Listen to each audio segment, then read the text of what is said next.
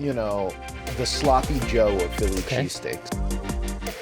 We're playing Horizon Zero Dawn, and she's like, what is this about? Going back to the burger part. Hey, welcome back to Bread and Burgers. This is a special episode today of Random Pickles. My good friend Andrea, who I've known for 6 years now, is wanting to be in a conversation. She saw what we did on the issue of Black Lives Matter, and Asian Americans tend to stay silent, and she just wanted to join a conversation. So this is going to be an interview format. It'll be a little bit different than what we normally do, but hope you enjoy and hope you can get something out of this conversation. It'll be fun and a little bit long, but hopefully you guys just stay put and enjoy what we have to say. Hey everybody, welcome back to Bread and Burgers. This is a Random Pickle, and today we have a special guest. My friend Andrea, don't call her by any other name besides AC. And so she's actually here to talk to us. And maybe in a future episode, we'll kind of go into who she is, what she does. She's an awesome teacher for kids of next generation America, right? But we'll get into that later, in a future episode or something. But today, we were talking about a very important issue in our lives in the United States, about Black Lives Matter, and we just wanted to kind of chime in and get a conversation going. So thank you for reaching out and talking and saying, hey, let's talk. So I want to give the floor to you, Andrea. Oh man, Man, this already? is gonna be No. hard. Oh man. Well, one thing that I thought with everything that's going on, it was kind of weird. All of a sudden, I started getting all these texts from friends like yourself and some Hmm. of my white friends, like, "How are you doing?" I'm like, I think I'm okay." It was kind of like a weird. I guess I'm all right, because in a sense, I knew what was going on, but in the other sense, I've never been asked if I'm okay, if that Hmm. makes sense. Full disclosure for you though, Andrea. Because we've been friends for like more than 6 years now, and so I'm asking you because you moved to Virginia and then you've been MIA for a long time. So like literally, how you're doing was just how you're doing, But hey, hey, but anyway, but I see what you're saying. But yeah, but in general, I'm doing okay. I mean, you can go places now, I guess, in Virginia. Mm, So I've been kind of like sticking to my certain places to go. A little bit beyond essential, but I haven't really been like just out there. The weather is nice, but I can really feel that from my walks or the balcony. mm. I would really like to get back to some sense of normalcy, although I don't think that will ever be normal, whatever we want to call that again. But I want to see my mom. Like, I miss her. She was supposed to come and visit me, but couldn't because of Yeah, everything that's going on. So emotionally, since I'm now living in Virginia, I'm okay. But at the same time, I really miss that connection that I would have even with my students, with people. I am missing that. I see. So overall, in terms of the pandemic, it's kind of the DMV area is still pretty much it's more open now, right? But It's sort of open. I'll say it like that because, like, today I saw on somebody's feed from the area, like, "Oh my God, TJ Maxx is open." It's like, oh, it is. It's like we have the grocery stores open and we have like some places, but Walmart is where you're going to shop and get something like okay. clothes or like shoes. You're not going to Foot Locker. You're not going to your normal or Amazon. I mean, everybody loves Amazon, I guess. I guess that's a Mm. free commercial for them, but um, we are just kind of in a space where it's just mainly grocery store. Kind of want to get out and do something other than Giant, Safeway. Would Yeah, like to really, or Walmart would like to really be able to browse. Even like window shopping is closed. I mean, yeah, they yeah. have DC is boarded up right now because they wanted to avoid the looting and everything. So it's just kind of a strange situation. The first time you get to come out, it's like, oh no, you can't really come out because we are boarded up. So it's kind of a little weird situation, I think, Yeah. here. Is it the same where you're at, Jonas, in terms of like boarding up, stores and whatnot? I haven't seen it as much. I had the opportunity to go down into kind of the Boston area, and there were some stores boarded up. I mean, you'll see people kind of here and there that, just maybe getting a little stir crazy, getting out, hanging out in the park, that sort of thing. But yeah, most of the people probably just go to work, go to go to a supermarket, and then go home. That makes sense. Whoever thought that the highlight of our day would be the supermarket? Yeah, I see a lot of stores. Actually, I drive my daughter to school every day now, Oh and wow, she's going to school. she is. Oh wow, Yeah, I mean it's summer program, so there's only like 4 or 5 kids. But I mean like along where I live. So yesterday I had to pick her up early because there was a peaceful protest scheduled, which is it's a good thing. But at the same time, we're still kind of living in this uncertainty of we don't know what's going to happen. So the school was like, we're going to close our gates early. So if you want, to pick her up between this time, you can. Otherwise, she's going to stay until like way later.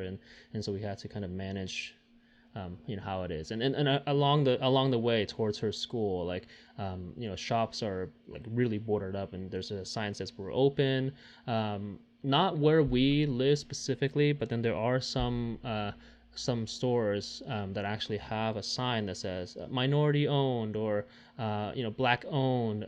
So wow, it's yeah. I mean, in Oakland, other places in the Bay Area. So it's surreal because a lot of yeah. people are trying to, um, on the one hand, you know, trying to, agree with or stand up for the important issues of systemic racism and all that. But at the same time, since that's coupled now with a lot of the looting and the rioting, they have to say that, hey, I'm black owned or I'm minority owned, so like don't target me or something like that. And Don't that tear up my don't tear up my shop. yeah, Really, yeah, and that's sad. It's two things. To me, I see it very differently. The looting and the rioting is different than what is being asked for of that movement. So absolutely. I mean, I agree with you wholeheartedly. I mean, I just never understood and never will understand how looting and rioting can cure a heart condition, something mm, that's like innate with inside of you. How, since when will that ever be, a solution? And even with what we're seeing, even though it's great to see the peaceful protests and all of the people standing in solidarity, which is something I've never seen in my lifetime, so mm, national, like a yep, national thing. I think my thing that I've been thinking about it is this just another band-aid, or is this something that's going to really be the change that we need, that's going to be long term? And I really, that's why I say a heart condition. We are, all of us are believers, and I know that hatred is not something that is from birth. It's something that's learned and taught. And so my question is, how do we go about that real change? Which, to me, the answer is the love of Jesus Christ. mm, And if that's something that people can really see us doing as church leaders and not really, just hear about us doing it, but actually see it in action, I think that's some of the steps that we need to go into in order to see like that real change that we desire. yeah, and so Jonas, I actually in our first episode on this topic, you were talking about how you believe that racism is kind of innate in everybody in the sense that it's the well, actually I'll let you put it, if you remember what you said.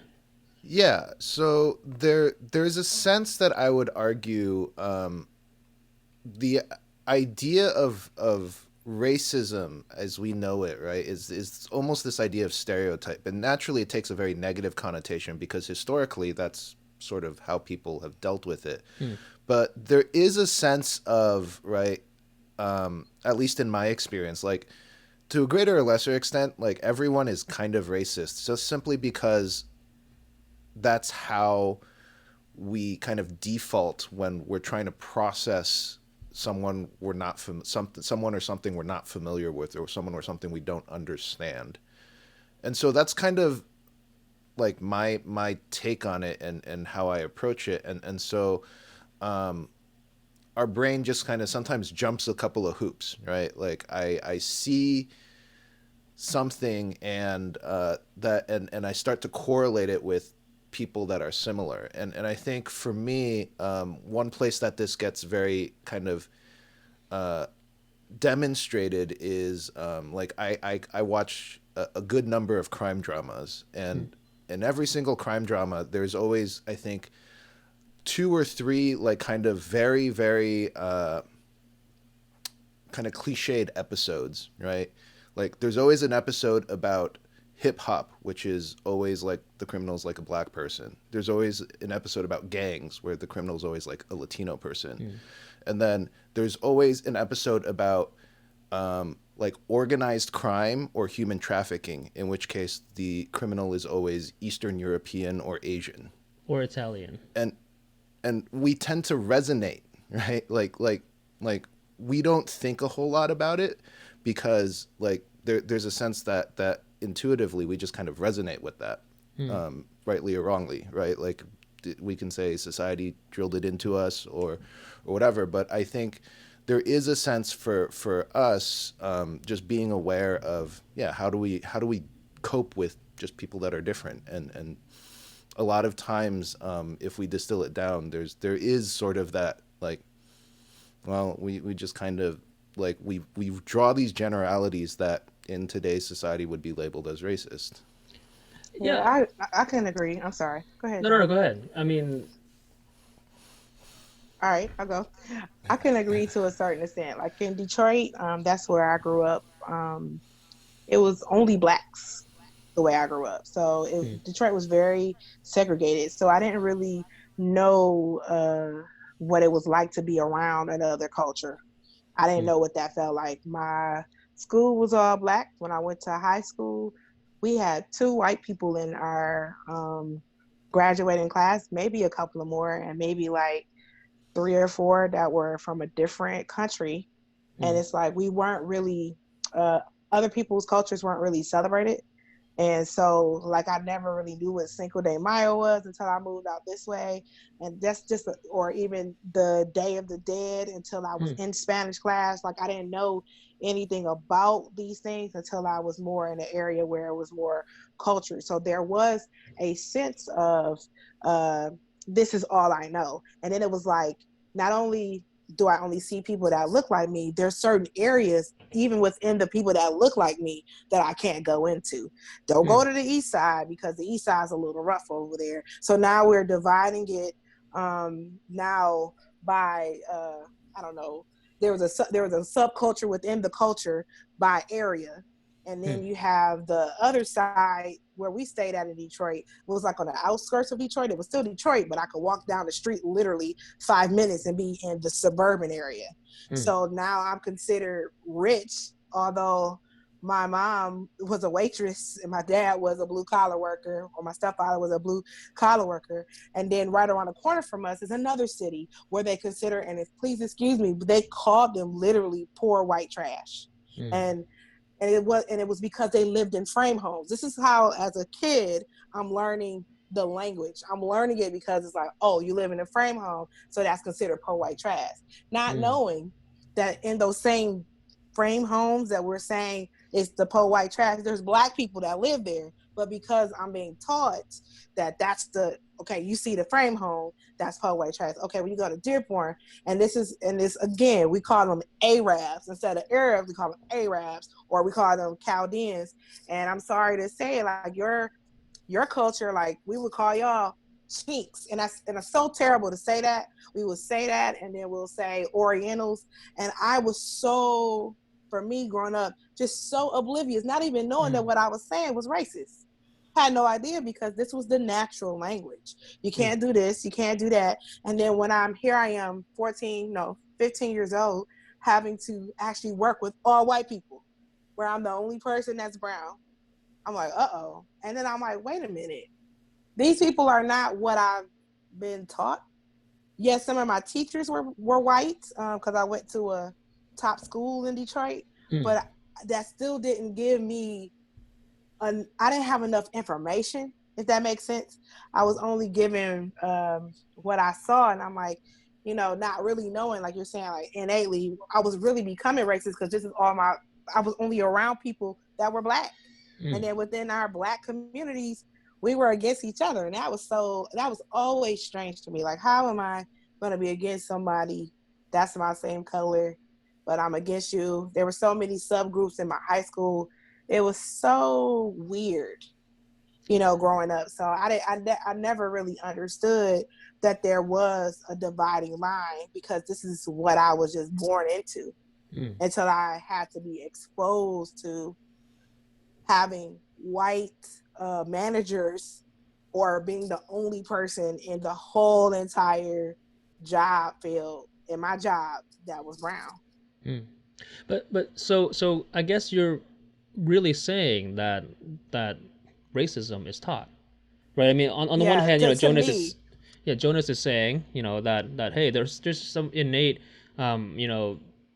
since people are different, then there is this kind of like, well, they're different. I might build stereotypes, around them, or I might just not know who they are, and therefore there's this kind of divide, between a person that is of a different color and whatnot. But at the same time, I guess we all do kind of agree too that racism is taught. And maybe I'll just add on this point before we discuss again that you were saying about hatred. I'm wondering if racism and hatred is also something that's taught, or by culture, by sometimes in school, sometimes in whatever, maybe Yeah, because in. think about I'm sorry, No, go my ahead. bad. When you think about those people that are like what they call military brats, they don't grow up seeing it the same way we do. Like my uncle, he's in the Air Force, and he um, raised his niece, and she went to a school in Las Vegas, and now that was the first time that she had a distinction of, wait a minute, I can't hang out with the white kids. She was so confused. And now what she had grown to know as this is regular. She had white friends, Black friends, all different kinds and it wasn't just Black and white. I don't want to, misspeak on their culture, but she kept saying she had a variety of friends. But now it was like, here she is in Vegas. She had to just hang out with the Black kids. And she's like, I don't really like those kids. That's just the way she was. She's like, I don't really like those kids. Why is it that there is now this distinction? And unfortunately, emotionally, that caused her to have, just a little bit of a setback because she wasn't able to be so open with socializing with with other people that didn't look like her. Yeah, I mean, and you touched on this too, Andrea, and we kind of did, in our prior episode, like how do we move beyond, looking at other people based on their stereotypes is really, well, we said food, right?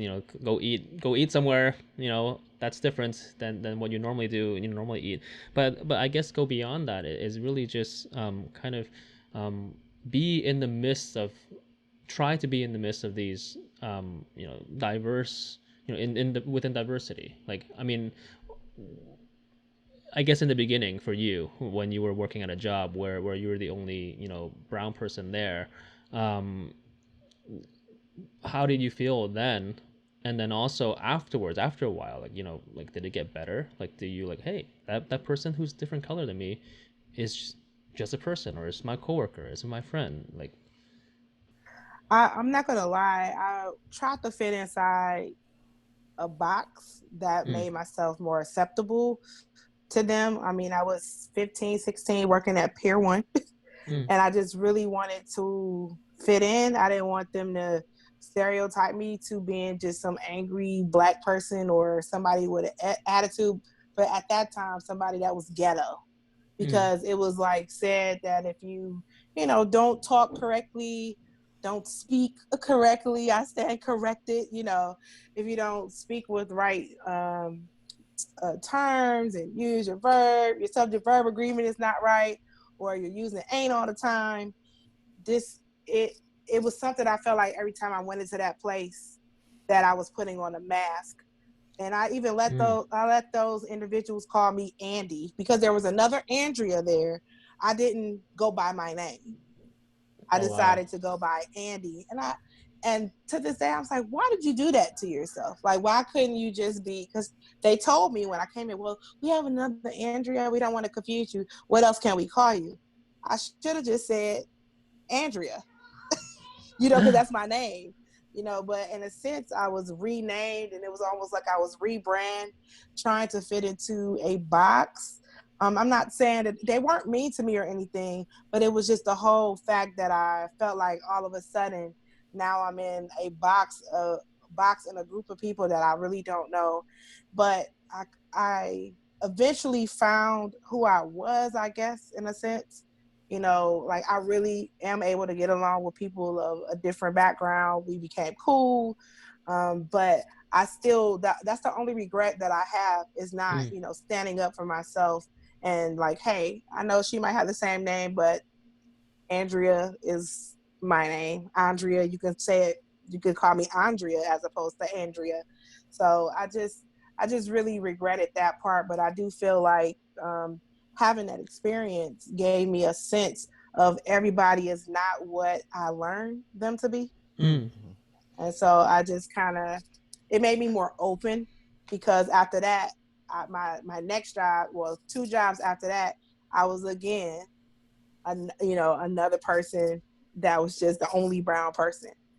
So it Mm. kind of got me used to being in those situations and trying to feel comfortable. Yeah, I mean, and so Andrea, now, obviously, as you grow up, you have, you're exposed to more, cultures, people from different areas, people from, different parts of the United States, Yes. and I guess what I'm hearing from you then is that you had to kind of learn to, um, first of all, find yourself, where you fit in this kind of broad, spectrum of Americans, really. And the second thing is, really kind of de-learn, unlearn some things that you picked up as you grew up in Detroit, about, maybe this certain type of people or a certain color of people. um, and I mean, is that something that you think is important, kind of moving forward in the healing process of this this whole movement, or America in general? Do you mean like unlearning? Like, Yeah, is that what yeah, you mean? Okay. yeah. So I do feel that you do have to unlearn some things. Like sometimes we could just stay stuck. If in order for us to move forward, we are gonna have to. I think I heard from you guys, be aware of our blind spots. I think that was Mm, some of the wording that you guys used on your last episode. Be aware of the blind spots and realize too that you don't know everything. I mean, yes, I'm black, but I don't know everything there is to about being black, because there is a culture within the black community that I cannot identify with mm, because I didn't have that upbringing. Whereas one of you guys may be able to identify. So I feel like it's for us to go into healing, we have to realize we don't know everything, understand that we do have some blind spots, realize that our lives have been shaped by the way we grew up, by the area in which you grew up in. I mean, and something as simple as, I was abused as a child. So that's going to have a negative connotation on me personally, and I'm going to see things through that lens. So there are lenses in which we all have. I don't know what your lens may have been shaped by or your life may have been marred by, but we have to be aware of those blind spots, aware of those perceptions and perceived notions that we have, and be able to own them and be honest. I mean, we might not be able to see them, but if somebody points it out, we can't be so quick to be on the offensive line. We have to be open to hear the conversations, be open to have these brave ones, I call them, Yeah. even though they might be awkward. Be willing to have these conversations with one another and see if we can have understanding, you know. Yeah. I remember when I was 6 years old, and I I think it was 6 years old. Maybe it was eight. Either in Hong Kong or it was here. I, you know, I've been around my friends that are same culture as me, same color as me, and I was at a playground, and I see this. I saw this white kid, and he was just playing along in the monkey bars and whatnot. Um, and it was about the next time it was my turn, but he didn't notice me, and then I automatically stepped back, and in my mind, I thought, well, he's white, I should let him go first. Nobody taught me this, right? I mean, in some ways, right? Nobody taught me like, hey, respect the other person of the other color, or the excuse my bluntness, respect that white person. But of course, in the culture that I grew up in Hong Kong, it was a British owned territory, and although I don't interact with with people from Great Britain, or have British nationality, all the time, ethnicity, there's just like this innate kind of subordination, if you will, that I actually had to go through and again unlearn that. And it helped that when I came to America, my family and I, we were in kind of the San Francisco proper area, and that diversity is just normal, everyday life, right? I go to school, I see Asian kids, I see white kids, I see black kids, I see Latinos, and that kind of opened up my eyes, as I was growing up and realizing, hey, it's we're all uniquely different, but then we're also the same. I told that intention, and maybe we'll talk about that in the future. But we're different, but we're also the same, and I began to appreciate that. Yeah, I think there's a lot that we can gain from, like, I think the big thing with conversation is the lot we can gain from just hearing each other's stories. I think there's a because I think it's stories that are coloring these perceptions, right? And to me, there's like, that's the power of the anecdote. Hmm. You can list all of the detail you want, but if the story is anecdotal and it's closer to you, right, it holds more weight. Um, you know, it, an example that I can think of would be like, there's this kind of cliche of Asian moms sending random like health scares to their kids, be like, oh, you can't eat this because it gives you cancer, sort of thing. And it's sort of like, you can come back with all of the, like, this hasn't been, double blind tested, we don't know the data, right? But they'll their evidence is like, well, so and so, my friend or our neighbor's like son like got cancer and died, and he ate a lot of, whatever. And that's the power of that anecdote, right? Just like, I know someone, like, I have one closer degree of connection. And I think for us, it's building that sort of closer degree, like building stories with each other, right? I think, and I really appreciate you, Andrea, sharing your story, because I think it helps me get a better understanding. Like, I definitely didn't grow up with a large sense of diversity, right? I was one of maybe 10 Asian kids in, a school of 2,000 that's like 95% white. So Where was that? Upstate? upstate New York, yeah. And so, for me, it was like, well, that's them, right? Like our consciously or unconsciously, our family just kind of like we were just kind of set apart from everyone else. Like I'm not really like them, but I'm also not really like my parents either. And it was sort of this tension, right? Like the Asian kids were the kids that studied hard and didn't get to do anything fun after school, and played every single musical instrument, that sort of thing. Good at math. And yeah, but I think it's but at the same time it's also like yeah, like you said, we're ingrained with those stories. Like we don't know any better, right? And so when our parents say like, oh, white people are like this, or black people are like that, right? We okay, sure. I mean, I don't run into a lot of them and that sort of thing. But then at the same time, it's understanding. I think for like on my part, like one of the things I really appreciated about this conversation is, yeah, we have to unlearn that, but at the same time, we also want to be gracious because we understand like everyone else is unlearning, trying to unlearn that too. And I don't know if you have that like experience, or where you've kind of realized like, okay, yeah, like I'm learning something new about this other culture, but that other person has to like is learning something new about my culture or about me personally, and maybe has to unlearn some of those sort of stereotypes as well.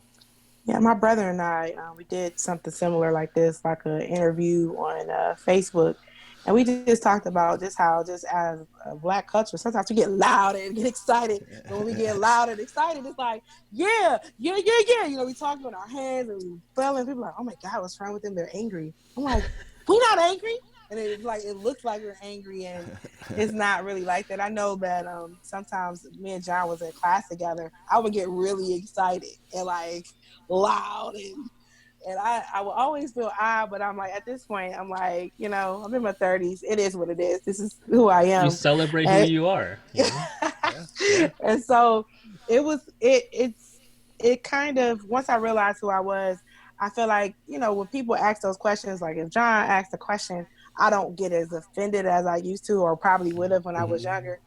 He'll ask a question like, why did you do that? Or why does your church do that? And instead of getting offended, I'm able to really do that and not feel like he's trying to attack my church or attack Hmm. my culture. I think we have that spirit of offense, man. That thing really can cause us to remain, I think, at odds with one another. Jonas, you said something though, like in one of you guys' videos that I wanted to ask you about. Were you Hmm. guys Hmm. taught anything about like blacks? You said something like, well, hang around them. Like, what was that? Something that was just taught, or how? I think it was more is more kind of subtle, but like I think nowadays I notice it more just simply because like I'm more aware, and so when they kind of give these one-off statements, right? You know, or there's these little things that like we used to make jokes about this, and but that was just kind of how it is, right? Like the whole like, oh, we're driving through like inner city New York City, we should lock the doors, right? Lock the car doors, like that sort of thing. Like we actually did that, right? I mean, that's how it was for us in Yeah, Detroit. Oh, you're yeah, going to yeah. Southwest Detroit, you better lock those doors. Right. And so, but for, I think for us that are more sort of removed from that, right? Like, I think for you, like you're in it, so you understand the nuances, right? Like, oh, this is one area where the people are kind of like this, regardless of white or black or whatever. But for us who are further away, like we don't go into the city that much, that sort of thing, just suburban kind of thing. We're just kind of like we have this tendency to just paint everyone with a single brush, like this is what we know, right? And so like one of the things that's kind of sad is some people would look at it like oh, statistically, right? And you go back to the statistics, you look at, so statistically, right, like more black people are on welfare, more black people commit crimes, and we're thrown those statistics and then saying like, well, that's just what they're like. And that's kind of what what we're given, right? And then so we don't really blink twice when someone says something like, right? And this is something that gets said where someone will say like, "Oh, that's not a bad neighborhood. There aren't a lot of black people in there," right? Like Wow. people will say that, and It's right, like a sting, like, yeah. yeah, and now being older and being more aware, I'm like, that's pretty messed. That's like really messed up. Yeah. But culturally, I think that for us, that like lack of awareness, like that's just kind of what we grew up with, and that's just that was our kind of standard, and so like you have people coming back. He's like, oh, I learned like you can't just like make these generalizations. Like that's not PC Yes. or that's not kosher, right? And that's like a revelation to I think for especially I think for in the Chinese culture, right? Like that's like, oh, I can't, I remember there was a middle school teacher, right? Middle aged Chinese woman. She was like, oh, I found out today that I'm not allowed to make like generalizations. And it was like, what happened? She's like, I just kind of said like black people have rhythm. And he's like, that's not right in a public school. Like I guess that's not kosher. She's like, I didn't know that, right? And so I think for yeah, it's there's this kind of ignorance, and I think Yeah. Andrea, you brought up a really good point, which is I think a lot of people often and we kind of need to understand it and kind of be gracious in that sense. But you have a really good point, which is I think people often take ignorance to be kind of like offensive in some sense, right? Like I might be saying I don't know, but maybe what other people are hearing is like, what's wrong with you, kind of thing, right? Mm-hmm. Like Or you don't when they care to ask, know. right, That we right, could be hearing both. right, yeah. So when someone asks me, right, like, oh, why do you do this, right, or asks you like, why do you do this in your church, right? The innate kind of, maybe it's insecurity, maybe it's something else, but the innate kind of response is like, oh, do you think I should be doing something different, as opposed to like, well, I really don't know why you're doing it, and I really want to know, kind of thing. And I think it depends on who you talk to. Like, what you mean? Why I do that? It'll automatically be like, ready to get with you. Yeah, it's Yeah. funny. It's funny though that out of the three of us, Jonas, you said you being in upstate New York where there's 95% white white kids, and then you're like kind of the 5% Asian, and then Andrea, being in Detroit, mostly with with black people. And funny enough, again, for myself, being in California, most of my life, that like really, I I stand to be slightly different from this because my elementary school, my high school, my college years, they're all like extremely diverse, right? And it's always been that like from a young age, I have friends from different ethnicities, and kind of learn the ropes of like, okay, is this PC, is this not PC, is this whatever, and kind of getting that awareness early on, and then realizing, hey, yeah, like by saying like that teacher or substitute teacher, like, oh, black people have rhythm, yeah, like that was cringy for me. I'm like, oh, it's just like, Asian people are good at math, like again, like broad stroke, broad brushing it, like cringy things, like I'm like, it hits me, and I'm like, yeah, that's not okay. So I'll qualify by saying this. I don't want to be kind of like the Gwyneth Paltrow's of like, oh, well, I have a black friend, like, I don't want to say that, right? I don't want to do that, but, and that's why I qualify it. Actually, in some ways, it is true that so Andrea, you and I go back to at least easily 6 years, being in the same school, the Institute for Worship Studies, together, and our class was pretty diverse. There's a few of us, and there's and diverse by geography too, right? You're in the the Maryland D.C. area. There are other folks from Michigan, from California, some from Georgia, some from Florida, and again, that even then, even if it's not a ethnic diversity as much, just hearing each other's stories, being each other's friend, um, and learning about the culture of being from a different state, that was eye opening.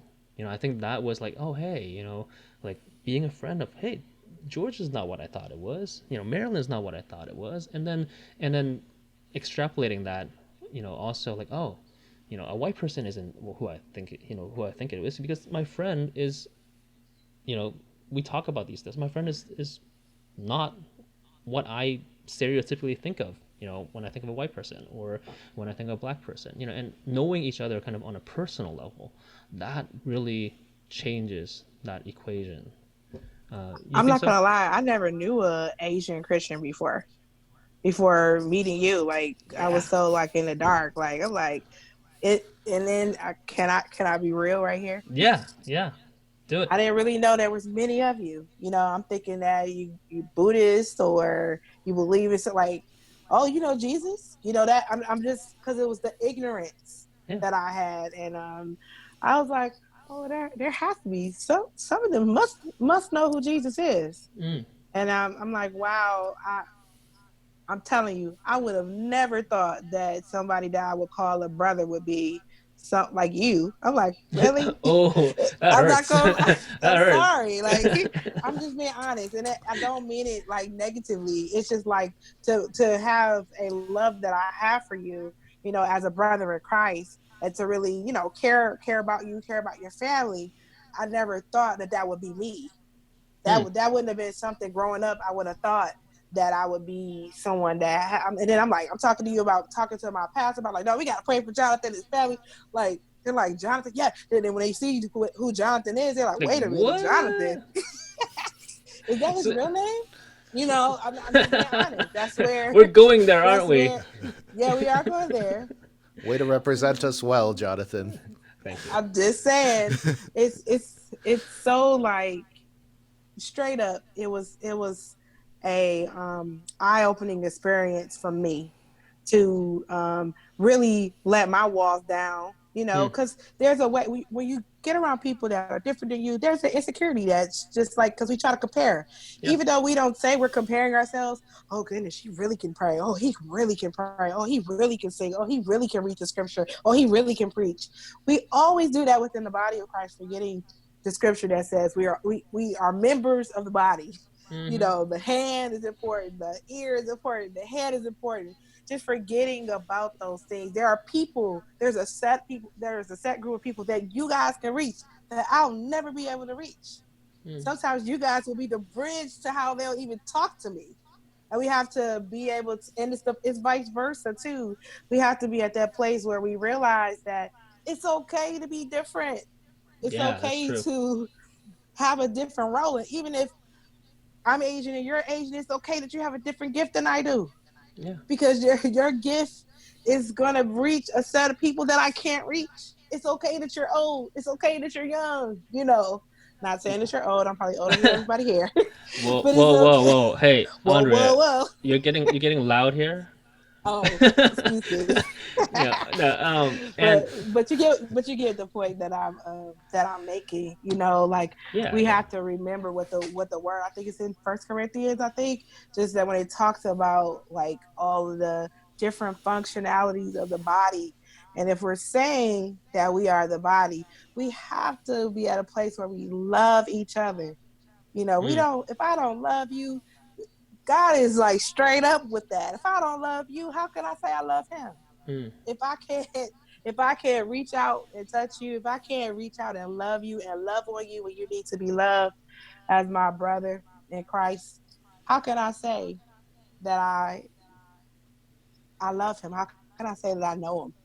yeah. You know? Well, I'm gonna ask this, in hopefully you get the answer that I'm thinking about, but I'm gonna ask you this: what Uh-oh. changed though?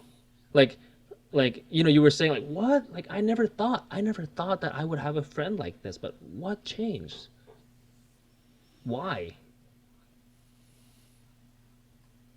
I personally feel just in the situation that we were thrown in, it was almost like the walls had to come down. Hmm. Like that's just personally for me. That might not be what you were looking for, but the walls had to come down because we were thrust into a situation that said we have to be in these classes together Mm-hmm. for 8.5 hours a day. And it's like we all had the same common goal. We wanted to get through it, and we were kind of forced into working together.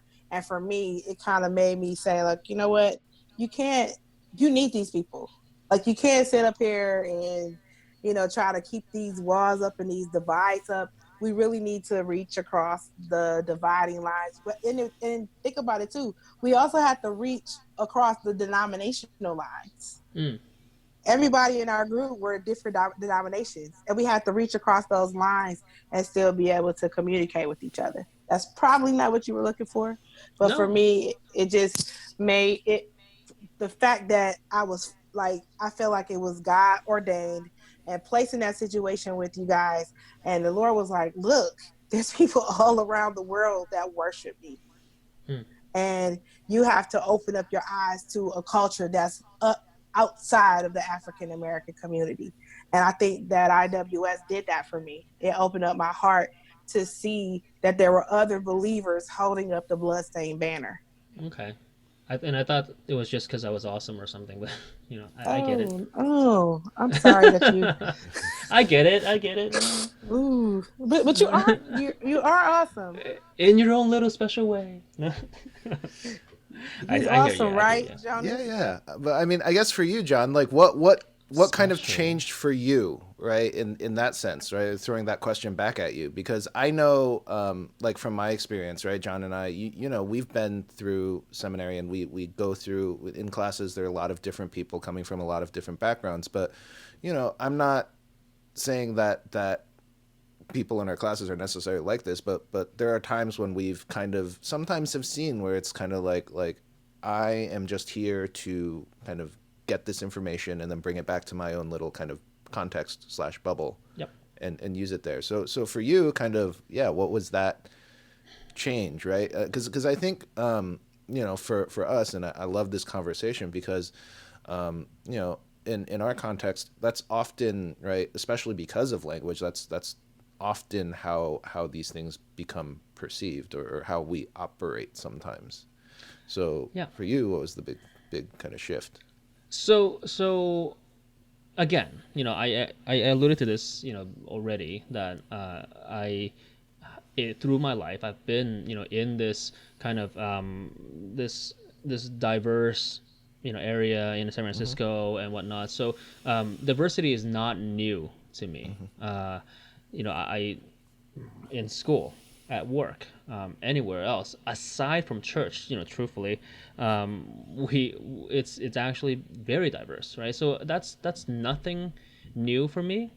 um, and so I didn't have to go through that hurdle like, oh wow, this is the first Russian American that I've encountered, or first, like, Ukrainian American I've encountered. No, no. I didn't have to do that. um, but and I'll just say it this way, that as Andrea was saying, it's okay to be different. Mm-hmm. It's not only that, we can celebrate, our differences, our cultural differences, um, and and learn from each other, uh, while at the same time we're flying that same banner, that Jesus follower and stuff like that. And so I guess that really is not really what changed, but that's Mm-hmm. kind of the mindset that I go into every single time. That, hey, knowing you, first of all, I know that you are a brother or a sister in Christ. And that's kind of the thing. And um, then secondly, oh, by the way, this person's culture is such and such. That's different from mine. Like, that's kind of secondary, uh, so I wouldn't kind of look. I don't want to. I don't want to sound preachy, but I'll try to be succinct here. Um, I don't want to say that we need to be colorblind, because I think we should celebrate it. Mm-hmm. Mm-hmm. Yeah, like being colorblind, and I told Andre this too before, that I don't believe in, America being the melting pot, that everybody seems to blend together and be just one. I like to celebrate that diversity of saying we are kind of like a stir fry, that everybody plays his part, everybody has their uniqueness. You don't want your black pepper chicken tasting like a bell pepper. Like, everybody's unique, right? And that together contributes to the bigger society, bigger picture. Um, Ultimately, uh, that's kind of how I see things. Okay. Again, I don't want to sound like too preachy. We're it's okay, but I'm trying. Guys, I must say that I did like one thing that you said on your last video, and I know you didn't ask me to do this, but it was something, I think it was Jonas or Jonathan, both of you. You guys talked about the fallacy of the matter, Mm. and I kind of that's the way I summed it up. The fallacy of the matter. What I really like, Jonas, you pointed out that you said the golden rule. I think it was like Mm-hmm. you like, what did you say? You said, I think the golden rule is treat others as you want to be treated, but you said don't treat others as they treat you or like they treat you. And so I think what I enjoyed about the fallacy that matters, a lot of people are kind of in this space of, all right, Black Lives Matters. No, we matter. No, we matter. No, we matter. And I think you guys made the best point when you said it's not really about like trying to pit one race against the other. It's really us realizing that just because Black Lives Matter, it doesn't negate that you matter. It's like they matter, period. Yeah. They Yeah. matter. And I mean, Asian lives, yes, they matter, period. But it's not to, again, keep us in the same continuum of being uh, at war with Yeah. each other. And I really enjoyed that. I just had to get that one out. I'm like, yes, you're preaching. Yes. Yeah. I mean, because truthfully, I mean, isn't that the truth? That, yeah, all lives do matter. I want to get that out there. I'm not saying one matter over the other, one matters more, or whatnot. But again, just because I'm Asian, that doesn't mean that I can't, also be like, hey, no, no, no, Black lives do matter, and by me mattering that, somehow Asians don't matter as much. Like, that doesn't even make sense. Like, so I want to be able to celebrate that. Again, I was saying uniqueness of every culture, that it should be. I can enjoy. I can be, arm in arm with another person of a different culture, and yeah, like, truly they matter to me. And I don't want to see anything that stems from injustice, or you know whatever it is, that make them matter less. Yeah. Yeah, I think that's, kind of what we're trying to start with this discussion. And I think often the challenge is, that sort of sometimes the terminology carries a lot of baggage. And so I think what we're trying to do here is we're trying to distill down to like, what's the core issue here, right? And, as fellow believers, right? Person next to me, regardless of, you know, where that person is from, what he or she looks like, that any of those sort of demographic boxes you want to check, right? It's image of God, and that means something. Are you unmuting? Yeah. No. Yes. Yeah. Yeah. Well, I yeah, I mean, you're in teacher mode right now, and you're like taking notes, and like, hey, I remember your video at, like, 1 minute 40 seconds. That's what you said, or something. Like. I am just doodling. So I'm Okay. not in I'm teacher sorry. mode. Ha ha ha. I'm sorry. Math. Um, But I did watch the videos. You can tell I did my homework. Oh yeah, oh yeah. you did. You did. Thank you. Yeah. I mean, Appreciate it. yeah. I think again, just kind of in the final minutes, I suppose, but that uh, Andre and I go way back, 6 years. Although she wasn't there when my two daughters were born, but at the same time, I kind of like, you're always so like caring about, oh hey, how's little Abby, or how's little Tabitha, and like we would talk hours on end, because again, it's not because like, wow, I have this unique friend who is certain color, like it doesn't even matter, like that you're my friend. We've known each other, Yeah. as a friend first and foremost, and I think that's kind of the important thing. Again, I don't want to sound like when a Paltrow, like I have a black friend thing, but really, I no have an one's. Asian fan. Yeah, you do. Maybe you're only one. No, just kidding. But probably true. But what I'm saying is, getting to know someone. Uh, Mm. the whole last episode we stopped at eating at a different restaurant, but like truly getting to know someone like on a Yeah. personal level, or Yes. starting on that journey, is what breaks down these barriers. And of course, Yeah. again, we don't shy away from this. We are, all of us here are Jesus followers. We're also church leaders. There's something beyond that too. That knowing God, knowing Christ, breaks down those barriers for sure.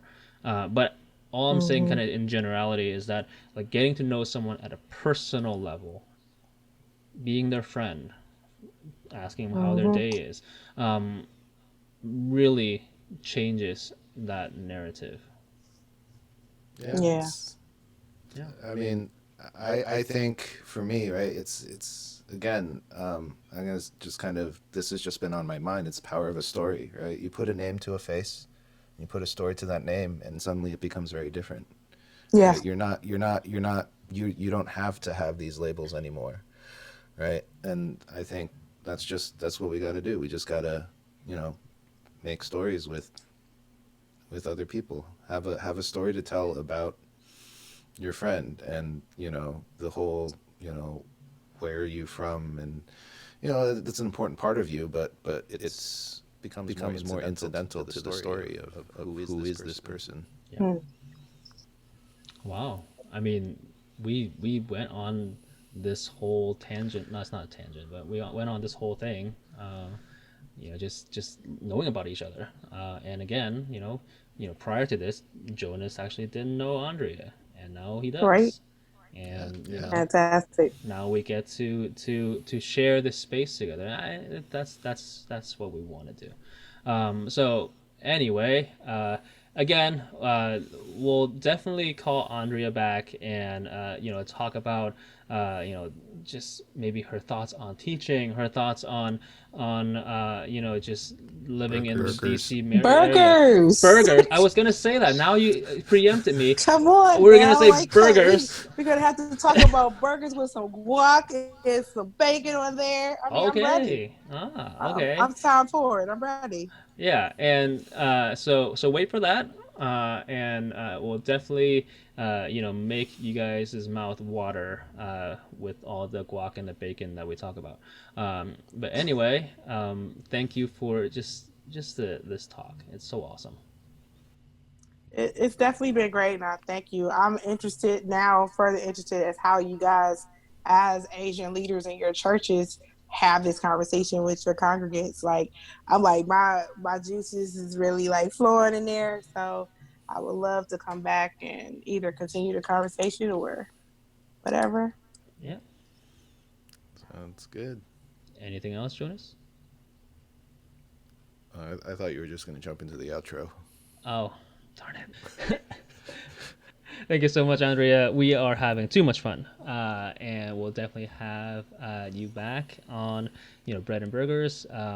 hey, everybody, don't forget to like and subscribe and hit the little bell icon and download the podcast. Because, conversation. We like having conversations with, all y'all. So, Want to hear from you. Let's keep the conversation going. yeah. Thank you so much. See ya. You're welcome. Bye bye. Bye.